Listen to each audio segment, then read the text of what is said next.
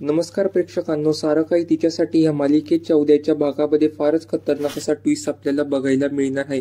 तर आता आपण पाहतो तर काय नीरज मेघनाला घेऊन घरी आलेला असतो। या मेघनाची चांगलीच तरकलेली असते। घरातली सगळी मंडळी हॉलमध्ये जमा झालेली असते। ओवीला मेघनेरी बोलायचं असतं, पण मेघना ओवीला काही बोलूच देत नसते। ती म्हणते, ओवी तू शांत बस, नीरज आत्ताच्या आत्ता आपण इकडून निघून जाऊया, मला इथे 1 मिनिट सुद्धा थांबायचं नाही आहे। नीरज बोलतो, मॉम प्लीज थांब, ओवीला काहीतरी बोलायचं आहे मला, प्लीज मला ते ऐकू दे। तेव्हा ओवी बोलते, नीरज तुला जाणून घ्यायचंय ना निशीला तुझ्या बरोबर काय यायचं नाहीये, तर मी तुम्हाला आज ते सगळं सत्य सांगते सगळ्यांसमोर।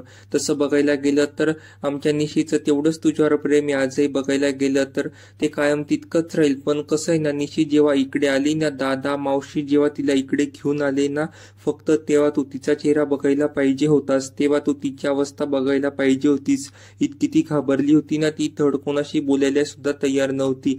ती रात्रभर सुद्धा झोपायची नाही, डोळ्याला डोळा लागायचा नाही, दचकून एकदम जागी होऊन जायची। ती एकदम घाबरायची, तिला कंट्रोल करणं सुद्धा एकदम अवघड होऊन जायचं।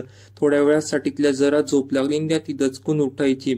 तिला असं वाटायचं तिच्या बाळाला कोण काही करणार तर नाही ना, तिलाच्या बाळाला काही तर होणार तर नाही ना। हे सगळं ऐकून नीरजला तर फार धक्का बसतो। तो बोलतो, ओवी आमच्या बाळाला कोण काय करणार आहे? निशी इतकी का घाबरली होती? सांग ना निशी, तू असं का बोलतेस? तुला कोणाची भीती वाटते? तू सांग सगळ्यांना। तेव्हा निशी काहीच बोलायला तयार नसते। तेव्हा ओवी बोलते, नीरज तिला काही विचारू नको, कारण मेघना आंटीनी तुझ्या मॉमनी आमच्या निशीचं बाळ पाडण्याचा प्रयत्न केला असतो। हे ऐकून नीरजला फार मोठा धक्का बसलेला असतो, त्याच्या पायाखालची जमीनच सरकते। हे सगळं ऐकून मेघनाची अशी काय टरकते ती काही सांगायलाच नको। तेव्हा नीरज मेघनाला काय शिक्षा देतो, तिचं कसं थोबाड फोडतो, हे सगळं पाहणं रंजक ठरणार आहे। तर असेच अपडेट पाहण्यासाठी आपल्या चॅनेलशी कनेक्टेड राहा।